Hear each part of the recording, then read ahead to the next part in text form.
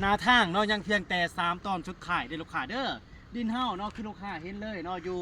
ใจกลางเนาะบ้านคนเดือนคนที่สำคัญเด้อลูกค้าเด้อดินตอนนี้เนาะโอนใบตะดินเนาะออกเป็นซื้อลูกค้าเนาะใบตะดินปลูกสร้างเด้อลูกค้าเด้อเนาะถือว่าซื้อแล้วสามารถเนาะเข้ามาปลูกสร้างได้เลยเนาะหรือว่าดินเฮาเนาะโน่นสูงแห้งเด้อลูกค้าเด้อเนาะดินอยู่เขตนี้เนาะถือว่าอยู่ระหว่างกลางเนาะไผ่แดงรัก21ไผ่แดงบ้านโศกน้อยเนาะลูกค้าเนาะตัวดินตอนนี้เนาะใกล้กับบริษัทหลายบริษัทเลยเนาะใกล้กับโรงจักรโรงงานใกล้ห้างสะดวกซื้อเด้อลูกค้าเด้อพิเศษคือดินเฮาตอนนี้เนาะใกล้กับทางเนาะปูย่างเข้ามาหาดินเนาะเพียงแต่500 เมตรเด้อลูกค้าเด้อถ้าว่าลูกค้าคนใดเนาะมักดินตอนนี้เนาะหรือว่าสนใจฮีบฮอดเนาะเขามาเบิ่งดินได้เนาะเพราะว่าดินเฮา